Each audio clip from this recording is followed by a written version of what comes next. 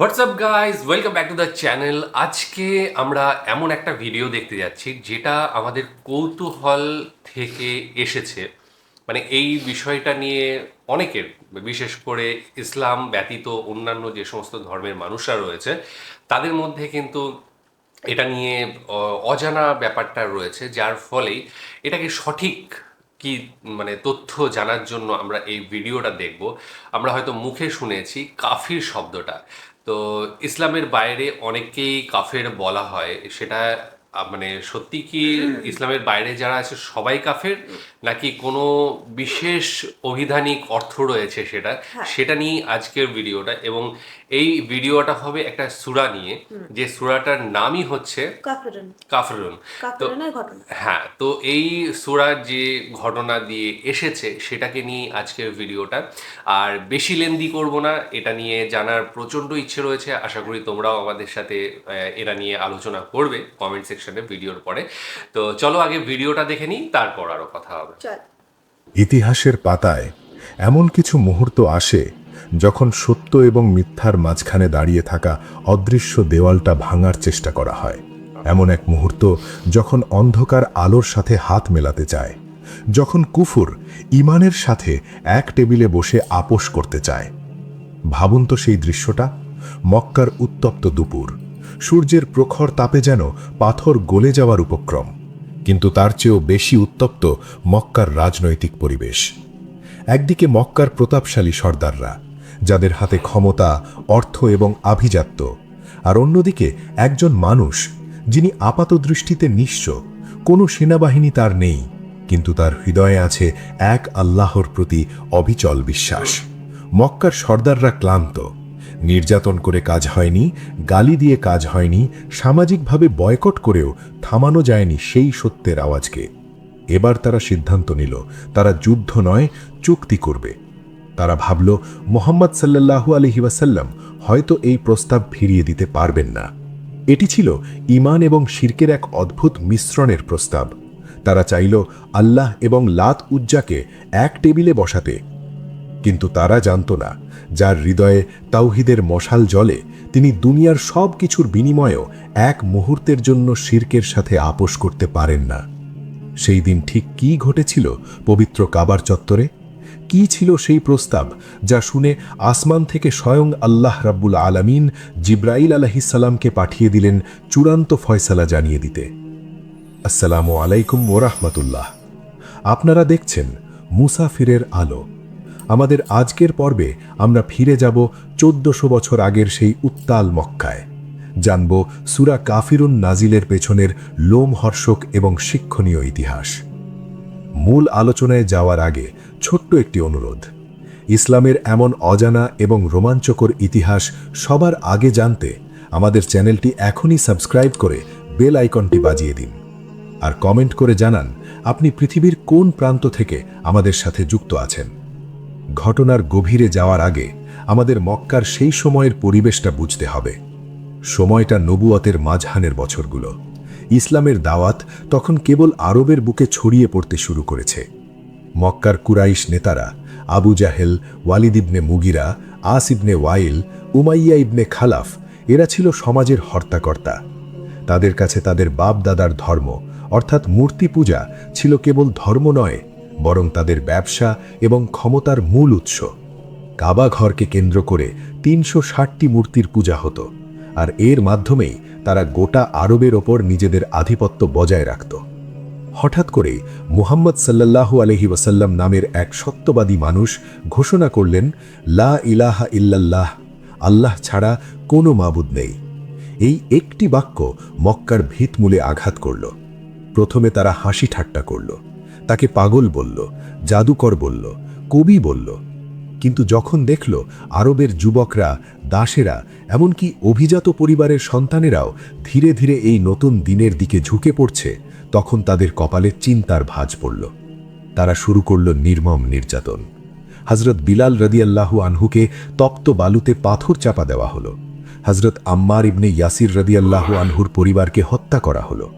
খাব্বাব ইবনুল আরাতকে জ্বলন্ত কয়লার উপর শুইয়ে দেওয়া হলো।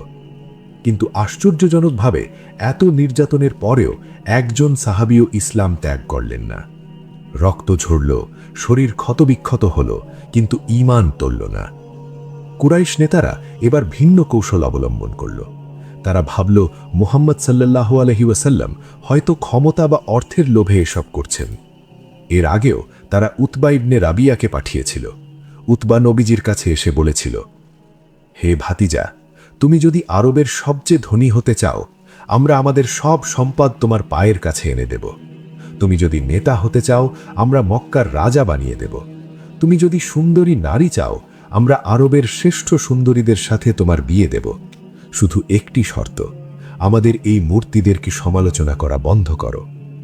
কিন্তু রাহমাতুল্লিল আলামিন, যার দৃষ্টি আসমানের দিকে নিবদ্ধ, তিনি কি আর দুনিয়ার এই তুচ্ছ খেলনা দিয়ে প্রভাবিত হতে পারেন? তিনি তাদের মুখের ওপর না বলে দিলেন। তিনি পরিষ্কার জানিয়ে দিলেন, তার এক হাতে সূর্য আর অন্য হাতে চাঁদ এনে দিলেও তিনি সত্যের পথ ছাড়বেন না। কুরাইশরা যখন দেখল ভয় দেখিয়ে কাজ হচ্ছে না, আবার প্রলোভন দেখিয়েও কাজ হচ্ছে না, তখন তারা হতাশ হয়ে পড়ল। তাদের রাতের ঘুম হারাম হয়ে গেল। তারা দেখল তাদের সমাজ ভেঙে যাচ্ছে, তাদেরই সন্তান তাদেরই ধর্মের বিরোধিতা করছে। এই চরম হতাশা এবং অস্তিত্ব সংকটের মধ্য দিয়ে তারা শেষ অস্ত্র হিসেবে বেছে নিল কূটনীতি বা ডিপ্লোমেসি। তারা ভাবল, আচ্ছা, আমরা যদি কিছুটা ছাড় দিই আর মুহাম্মদও যদি কিছুটা ছাড় দেয়, তাহলেই তো সমস্যার সমাধান হয়ে যায়। এই চিন্তা থেকেই মক্কার 4 শীর্ষ নেতা, কুরাইশদের মগজ বলা হতো যাদের, ওয়ালিদ ইবনে মুগিরা, আস ইবনে ওয়াইল, আসওয়াদ ইবনে মুত্তালিব এবং উমাইয়া ইবনে খালাফ একজোট হল। তারা একটি মাস্টার প্ল্যান বা মহাপরিকল্পনা সাজালো। তাদের ধারণা ছিল এই প্রস্তাবে মুহাম্মদ সাল্লাল্লাহু আলাইহি ওয়াসাল্লাম রাজি হতে বাধ্য, কারণ এতে আপাত দৃষ্টিতে কারো কোনো ক্ষতি নেই। দিনটি ছিল মক্কার অন্যান্য দিনের মতোই। রাসূলুল্লাহ সাল্লাল্লাহু আলাইহি ওয়াসাল্লাম পবিত্র কাবার চত্বরে তাওয়াফ করছিলেন অথবা কাবার ছায়ায় অবস্থান করছিলেন। ঠিক সেই সময় কুরাইশদের এই প্রতিনিধি দল সেখানে উপস্থিত হল। তাদের চোখে মুখে ছিল এক ধূর্ত বিজয়ের হাসি। তারা ভেবেছিল আজ তারা এমন এক সমাধান নিয়ে এসেছে যা নবীজিকে মেনে নিতেই হবে।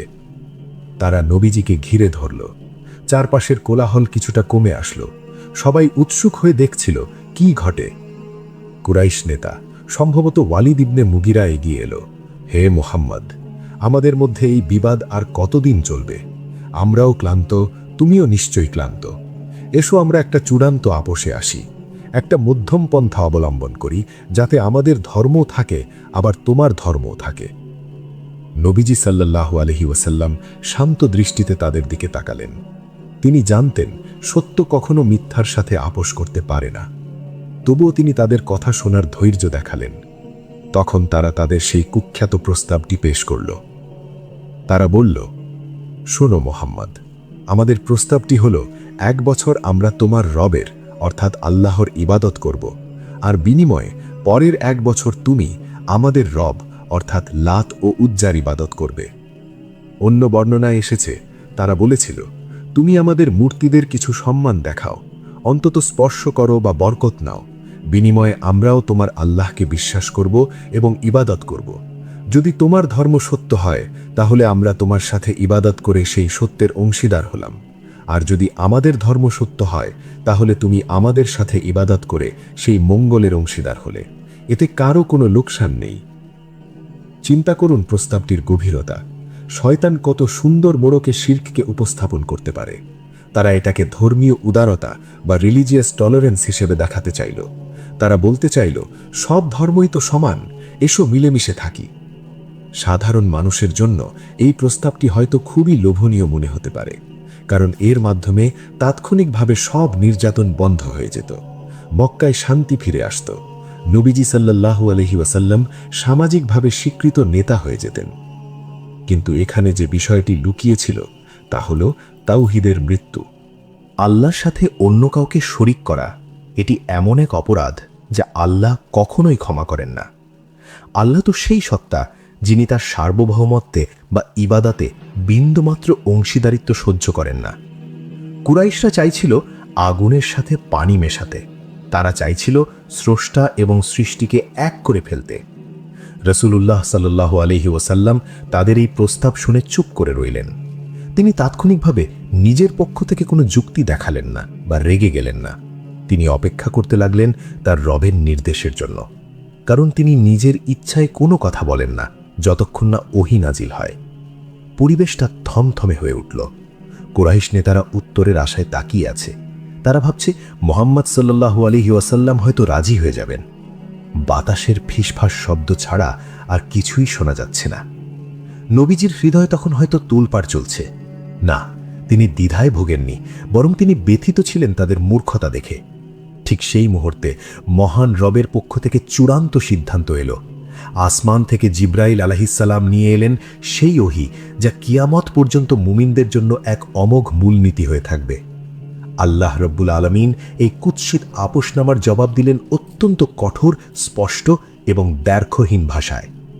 মক্কার সেই উত্তপ্ত দুপুরে নাজিল হল সূরা আল কাফিরুন। আল্লাহ সুবহানাহু ওয়া তাআলা সরাসরি নবীজিকে নির্দেশ দিলেন।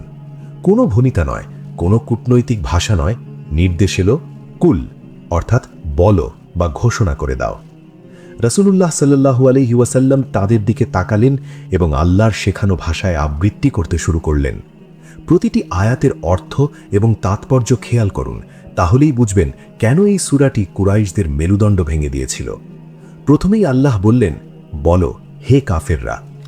লক্ষ্য করুন, এখানে আল্লাহ তাদেরকে হে কুরাইশ সর্দাররা বা হে আমার কওম বলে সম্বোধন করতে বারণ করেছেন, বরং সরাসরি তাদের পরিচয় করিয়ে দিয়েছেন সত্য প্রত্যাখ্যানকারী বা কাফের হিসেবে। এটি ছিল আলোচনার টেবিলে এক বিশাল চপেটাঘাত। শুরুতেই বুঝিয়ে দেওয়া হলো, তোমাদের আর আমার পথ এক নয়। তোমাদের সম্মান বা পদমর্যাদা আল্লাহর কাছে মূল্যহীন যদি না তোমাদের ঈমান থাকে। এরপর নবীজি ঘোষণা করলেন, আমি ইবাদত করি না যার ইবাদত তোমরা করো। অর্থাৎ তোমরা যে মূর্তির বা পাথরের পূজা করছো, বর্তমানে আমি তার ইবাদত করছি না এবং ভবিষ্যতেও করব না। তোমাদের প্রস্তাব এখন থেকেই বাতিল। এরপরের আয়াতে আল্লাহ তাদের ভণ্ডামি উন্মোচন করে দিলেন, এবং তোমরাও তার ইবাদতকারী নও যার ইবাদত আমি করি। অর্থাৎ তোমরা যে প্রস্তাব দিয়েছিলে যে আমরা তোমার আল্লাহর ইবাদত করব, আল্লাহ জানিয়ে দিলেন যে তোমরা মিথ্যা বলছো। তোমরা যদি সত্যি এক আল্লাহর ইবাদত করতে চাইতে, তবে তোমরা শিরক ছাড়তে। শিরক বহাল রেখে আল্লাহর ইবাদত করা আর ইবাদত না করা একই কথা। আল্লাহ ভেজাল ইবাদত গ্রহণ করেন না। বিষয়টি যেন তাদের মনে কোনো সন্দেহের অবকাশ না রাখে, তাই আল্লাহ আবারও নবীজিকে দিয়ে পুনরাবৃত্তি করালেন, আমি ইবাদতকারী নই যার ইবাদত তোমরা করে আসছো, এবং তোমরাও তার ইবাদতকারী হবে না যার ইবাদত আমি করি। এই বারবার বলার কারণ হলো, অতীত, বর্তমান এবং ভবিষ্যৎ কোনো কালেই এই অসম্ভব আপোষ হতে পারে না। আমি যেমন তোমাদের মূর্তির সামনে মাথা নত করব না, তেমনি তোমরাও যতক্ষণ শিরক আঁকড়ে থাকবে ততক্ষণ তোমাদের ইবাদত আল্লাহ কবুল করবেন না। এবং শেষে সেই ঐতিহাসিক ঘোষণা যা চিরকালের জন্য সত্য আর মিথ্যার মাঝে সীমানা প্রাচীর তুলে দিল, তোমাদের দিন বা কর্মফল তোমাদের জন্য, আর আমার দিন বা কর্মফল আমার জন্য। কি অসাধারণ সমাপ্তি! নবীজি সাল্লাল্লাহু আলাইহি ওয়াসাল্লাম স্পষ্ট জানিয়ে দিলেন, ধর্ম নিয়ে কোনো সন্ধি হতে পারে না। আমি আমার পথে, তোমরা তোমাদের পথে। আমার আল্লাহ এক, তার কোনো শরিক নেই। আমি তোমাদের খুশি করার জন্য আমার রবকে অসন্তুষ্ট করতে পারবো না। সমাজের চাপে পড়ে আমরা আমাদের নীতি বিসর্জন দিতে পারি না। কুরাইশ নেতারা স্তম্ভিত হয়ে গেল। তারা এমন কঠোর প্রত্যাখ্যান আশা করেনি। তারা ভেবেছিল মুহাম্মদ সাল্লাল্লাহু আলাইহি ওয়াসাল্লাম হয়তো নরম হবেন, কিন্তু সূরা কাফিরুন তাদের মুখে এক সজোরে থাপ্পড় হয়ে লাগল। তারা বুঝতে পারল যে এই মানুষের সাথে দুনিয়াবি কোনো লেনদেন বা আপোষ সম্ভব নয়। এই সূরা নাজিল হওয়ার পর মক্কার পরিস্থিতি আরও ঘোলাটে হয়ে গেল। কুরাইশরা বুঝতে পারল যে আলোচনার দরজা চিরতরে বন্ধ। এরপর নির্যাতনের মাত্রা আরও বহুগুণ বেড়ে গেল। কিন্তু এই সূরাটি সাহাবীদের মনে এক নতুন শক্তি জোগাল। তারা বুঝলেন, ঈমান হলো এমন এক সম্পদ যার সাথে কোনো কিছুর মিশ্রণ চলে না। এটি খাঁটি সোনার মতো, খাদ মেশালেই এর মূল্য কমে যায়। রাসূলুল্লাহ সাল্লাল্লাহু আলাইহি ওয়াসাল্লাম এই সূরাটিকে অত্যন্ত গুরুত্ব দিতেন। তিনি ফজর এবং মাগরিবের সুন্নাত নামাজে প্রায়ই এই সূরা এবং সূরা ইখলাস পাঠ করতেন। তিনি সাহাবীদের বলতেন, এই সূরাটি শিরক থেকে মুক্তির সনদ। কেউ যদি রাতে ঘুমোতে যাওয়ার আগে এই সূরা পাঠ করে তবে আল্লাহ তাকে শিরক থেকে মুক্ত রাখেন। প্রিয় দর্শক, 1400 বছর আগের সেই ঘটনা আজ আমাদের জন্য কেন প্রাসঙ্গিক একটু ভেবে দেখুন তো। আজকের যুগেও আমরা প্রতিনিয়ত এমন পরিস্থিতির মুখোমুখি হই। আধুনিক সমাজ, আমাদের বন্ধু বান্ধব, এমনকি আমাদের কেরিয়ারও অনেক সময় আমাদের কাছে কম্প্রোমাইজ বা আপোষের প্রস্তাব নিয়ে আসে। আমাদের বলা হয় সবাই তো সুদ খাচ্ছে, তুমি একটু খেলে সমস্যা নেই। বলা হয় নামাজ পড়ো ঠিক আছে, কিন্তু পর্দার কি দরকার, যুগের সাথে তাল মিলিয়ে চলো। বলা হয় ধর্ম পালন করো মনে মনে, কিন্তু সামাজিকভাবে সবার মন রক্ষা করে চলো। তাতে যদি একটু আটটু হারাম কাজ করতেও হয়, ক্ষতি কি? এগুলোই হলো আধুনিক যুগের 1 বছর লাত উজ্জার পূজা করো টাইপের প্রস্তাব। শয়তান আজও আমাদের কানে ফিসফিস করে বলে একটু কম্প্রোমাইজ করো, একটু মানিয়ে নাও। কিন্তু সূরা কাফিরুন আমাদের শেখায় না, ঈমানের ব্যাপারে কোনো ছাড় নেই। সত্যকে মিথ্যার সাথে মেশানো যায় না। দুধের মধ্যে 1 ফোঁটা বিষ যেমন পুরো দুধকেই বিষাক্ত করে দেয়, তেমনি ঈমানের মধ্যে সামান্য শিরক বা কুফুর পুরো ঈমানকেই ধ্বংস করে দেয়। আমাদের পরিচয় হতে হবে স্পষ্ট, আমরা মুসলিম। আমাদের সংস্কৃতি, আমাদের ইবাদাত, আমাদের জীবন পদ্ধতি সবকিছুই আল্লাহর দেওয়া বিধান অনুযায়ী হবে। অন্যকে খুশি করার জন্য আমরা আমাদের রবকে অসন্তুষ্ট করতে পারি না। সমাজের চাপে পড়ে আমরা আমাদের নীতি বিসর্জন দিতে পারি না। আসুন আমরা আমাদের জীবনে সূরা কাফিরুনের শিক্ষা বাস্তবায়ন করি। যখনই হারাম বা শিরকের প্রস্তাব আসবে, আমরা যেন সাহসের সাথে বলতে পারি লাকুম দীনুকুম ওয়ালিয়া বিন, তোমাদের পথ তোমাদের, আমার পথ আমার। আল্লাহ রাব্বুল আলামিন আমাদের সবাইকে সব ধরনের শিরক থেকে বেঁচে থাকার এবং খাঁটি তাওহীদের ওপর অটল থাকার তৌফিক দান করুন, আমিন। আজকের ভিডিওটি এই পর্যন্তই। যদি এই ইতিহাস থেকে আপনার ঈমান সামান্যতম বৃদ্ধি পায় তবে ভিডিওটিতে একটি লাইক দিন, আর আপনার বন্ধু এবং পরিবারের সাথে শেয়ার করে দ্বীন প্রচারে শরিক হন। কে জানে, হয়তো আপনার একটা শেয়ারের কারণে কারো ঈমান মজবুত হতে পারে। আপনি যদি আমাদের চ্যানেলে নতুন হয়ে থাকেন তবে মুসাফিরের আলো সাবস্ক্রাইব করতে ভুলবেন না। দেখা হবে আগামী পর্বে ইসলামের নতুন কোনো অজানা ইতিহাস নিয়ে। ততক্ষণ পর্যন্ত আল্লাহ আপনাদের সুস্থ ও নিরাপদে রাখুন। আসসালামু আলাইকুম ওয়া রাহমাতুল্লাহি ওয়া বারাকাতুহু।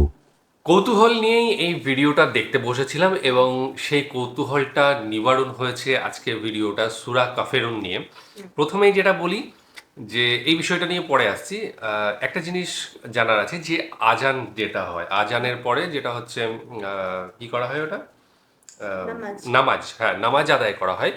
নামাজ আদায় অ্যাকচুয়ালি কি সূরাগুলো পাঠ করা হয় মনে মনে, এইটা একটু বলো। আমরা সঠিকভাবে জানি না, মানে নামাজের সময় কি করা হয়। ঈশ্বরের ইবাদত তো হয়ই, সেটা ঠিক আছে, মনে হয়তো ডাকা হলো ঈশ্বরকে, কিন্তু তার সাথে সাথে কি এই সূরাগুলো পাঠ করা হয়? কারণ নবীজি বলেছিলেন যে দুবার অন্তত সূরা কাফিরুন পাঠের কথা এখানে আমি শুনলাম। তো সেটা নিয়ে তোমাদের অবশ্যই আমাদের জানানোর ইয়ে থাকবে আর কি, ঠিক আছে, দায়িত্ব থাকবে, কারণ আমরা জানি না, তোমাদের জিজ্ঞেস করছি এই ব্যাপারটা।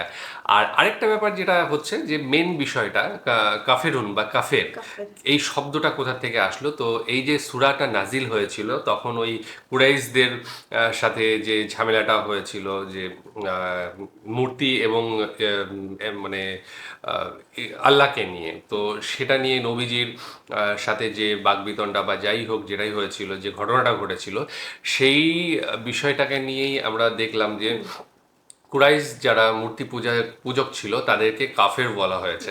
এইবার এই কাফেরটা নিয়ে বর্তমান মানে সময়ে আমরা এর আগেও যখন ভিডিও করেছি বেশ কিছু সংজ্ঞা এসেছে, বেশ কিছু ব্যাখ্যা আমরা পেয়েছিলাম, কমেন্ট সেকশনেও পেয়েছিলাম এবং অন্যান্য জায়গায় তো পাই। হয়তোবা সেখানে কিন্তু সুগার কোটেড করা হয় এই কাফের শব্দটাকে। আমি নিজেদের চ্যানেলেও দেখেছি, আমি আর দেবা যখন ভিডিও করতাম তখন কিন্তু অনেকে বলেছিল কাফের মানে এইরকম নয়, কাফের মানে হচ্ছে যে ঈশ্বরে বিশ্বাসী নয়, ঠিক আছে, তাদেরকে কাফের বলা হচ্ছে। কিন্তু এখানে কিন্তু ডাইরেক্ট সরাসরি বলা হচ্ছে যারা মূর্তি পূজা করে তারা হচ্ছে কাফের।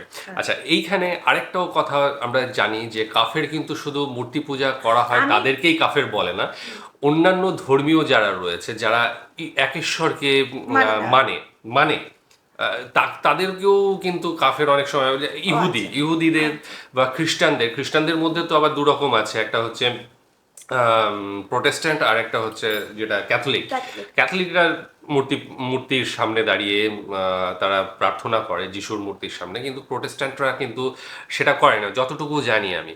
তো এখানে কিন্তু আমরা এটাও দেখেছি তাদেরকেও কিন্তু কাফের বলা হয়।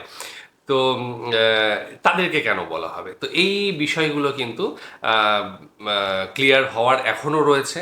তবে এখান থেকে মোটামুটি যেটা বলা হচ্ছে যে যারা মূর্তি পূজা করে তারা কাফের। অতএব না, এটা আমি নিয়ে আবার- সুগার কোটেড করার কোনো জায়গা এখানে রাখেনি। না। কিন্তু আমরা যখনই এই বিষয়টা নিয়ে আলাপ করতে যাই, তখনই এটা বলা হয় যে যারা মানে ঈশ্বরকে মানে না তাদেরকেই কাফের বলা হয়। বাকি আমিও সবাই সেটাই ভেবেছিলাম, আমি এটাই বলতে চাইছি, আমি কিন্তু সেটাই ভেবেছিলাম ভিডিও দেখতে দেখতে মাঝখানে, যে ওরা ওই যখন ওই সমঝোতা যেটাকে বলে সমঝোতায় আসলো যে তোমরা দুদিন এটা মানবা, আমরা দুদিন এটা মানবো। আমি তখন ভাবলাম যে হয়তো এই যে সমঝোতাটাই আসলো এইটাই অপরাধ। তারা যদি সেইটাই ধরে থাকতো, তারাই ওই ওই মূর্তি পুজোই মানবো বলে একভাবে যদি চলে যেত, তাহলে তারা কাফের হতো না। এবং নবীজির পথে আছে, এইটাই আমি ভেবেছিলাম প্রথমে। কিন্তু শেষমেশ দাঁড়ালো কি যে মূর্তি পুজো মানেই হচ্ছে কাফের। আরেকটা কথা বলা হলো যে ওখানে না, আমি কিন্তু আমার একটা বন্ধুর কাছে আমার মুসলিম বন্ধুর কাছেই শুনেছিলাম যে যারা অ্যাকচুয়ালি ভগবানে বিশ্বাস করে না বা ঈশ্বর বা অলমাইটির ওপর বিশ্বাস করে না, তাদেরকেই হচ্ছে কাফের বলা হয়।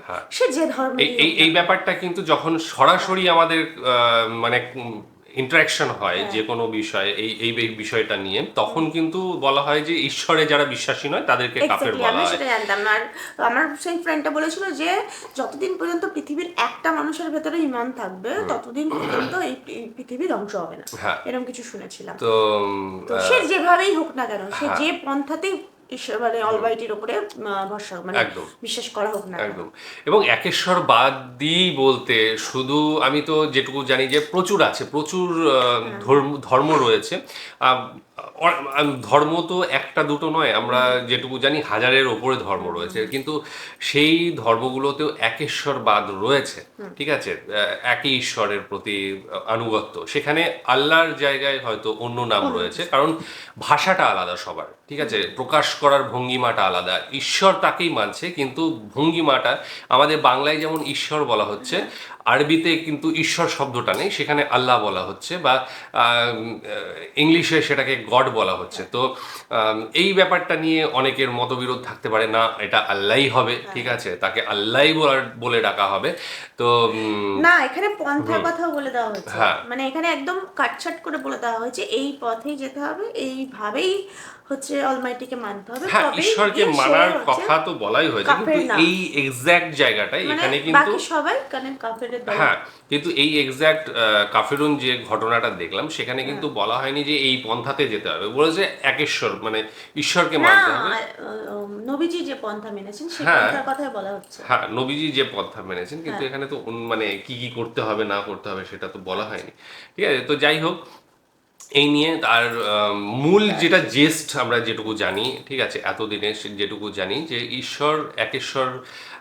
ঈশ্বরকে আল্লাহকে যে মানবে সেই হচ্ছে আসল ইসলাম, মানে এবং নবীজির পন্থায় অবশ্য যেটুকু ও বলল, নবীজি যে পথ দেখিয়েছেন সেইভাবেই ঈশ্বরকে মানতে হবে। ঠিক আছে, মানলে আল্লাহকে ওইভাবে মানতে হবে, না হলে মানা যাবে না। আর এই কারণেই যেটুকু জানি যে পরবর্তী সময়ে অনেক ভাগাভাগি। আরেকটা জিনিস যেটা হয়, ইসলামের সঙ্গে কিন্তু রাজনীতি সেটা শুরুর থেকেই জড়িয়ে রয়েছে। আমার যেটুকু মনে হয় যে রাজনীতি কিন্তু সেটার সাথে জড়িয়ে রয়েছে সব সময়। একটা রাজনীতির হাত কিন্তু কূটনীতি, রাজনীতি, এই ব্যাপারটা কিন্তু ইসলামের সাথে বরাবরের জন্য আঙ্গাঙ্গিক জড়িত, যেটা খ্রিশ্চান ধর্মের সাথে ছিল, কিন্তু একটা সময় পর্যন্ত ছিল। পরবর্তী সময়ে যখন যত সম্ভব, যুদ্ধটার মনে নেই আমার এখন, ঠিক আছে, ক্রুসেডের যুদ্ধ যত সম্ভব, তারপর থেকে কিন্তু খ্রিশ্চানের ধর্মের থেকে রাজনীতিটাকে আলাদা করে দেওয়া হয়। খ্রিস্টান ধর্মটাকে মানে চার্চের অধীনে করে দিয়ে রাজনীতিকে আলাদা করে দিয়ে, এইভাবে যেটুকু যেটুকু শুনেছি আমার পড়াশোনা, কারণ ইতিহাস সম্পর্কে মানে ইতিহাস নিয়ে পড়াশোনা খুব একটা গভীরে নেই, তবে যেটুকু শুনেছি এইটা হয়েছে। কিন্তু ইসলামে কিন্তু সেটা হয়নি। ইসলামের রাজনীতির একটা আম, হাত কিন্তু শুরুর থেকেই ছিল, এবং সত্যি কথা বলতে কি তখনও যখন নবীজি ছিলেন তখন থেকেই কিন্তু তিনি রাজনীতির সঙ্গে অঙ্গাঙ্গিভাবে জড়িত ছিলেন, এবং পরবর্তী সময়েও আমরা এটা দেখেছি, এখনও কিন্তু দেখি একনায়কতন্ত্র যে সমস্ত জায়গাগুলোতে রয়েছে সেখানে কিন্তু ইসলাম রয়েছে। এবং শুধু ইসলামিক কান্ট্রি না, আমি বলছি না যে অন্য জায়গায় একনায়কতন্ত্র নেই, আছে, সেই জায়গাতেও আছে, কিন্তু ইসলাম ধর্মের সাথে কিন্তু এই রাজনীতির যোগাযোগটা বেশ স্ট্রং এখনো পর্যন্ত। তো এই ছিল আজকের ভিডিও, যেটুকু আমার বলার ছিল সেটুকু বললাম। আর এবার ভিডিও ভীষণ ইন্টারেস্টিং হ্যাঁ, ছিল, ইন্টারেস্টিং মানে ছিল। ভীষণ মনোযোগ দিয়ে শোনার মতোই ভিডিও, হ্যাঁ। কারণ উপস্থাপনা ভীষণ সুন্দর ছিল, হ্যাঁ। এটা বলতেই হবে। একদম। তো 1 সেকেন্ডের জন্য এরকম কি মনোযোগ সরে যায়। হ্যাঁ। ভালো। তো যাই হোক, খুব ভালো তোমাদের লাগলো গল্পটা। বক্তব্য অবশ্যই জানাবে। আমাদের মতের বিরুদ্ধে অনেক কমেন্টস আসবে আশা করছি, এবং পক্ষে হয়তো বা নাও আসতে পারে, কারণ আমরা অনেকটাই কম জানি তোমাদের থেকে, হ্যাঁ। সুতরাং তোমরা বেশি যেটা জানো সেটা অবশ্যই বলবে। জানাবে। হ্যাঁ। তো কেমন লাগলো সাথে সাথে সেটাও জানিও। আজকের মতো এখানেই শেষ করলাম, আগামী দিন আবার আসছি অন্য কিছু নিয়ে, ততক্ষণের জন্য ঠিক আছে, টাটা।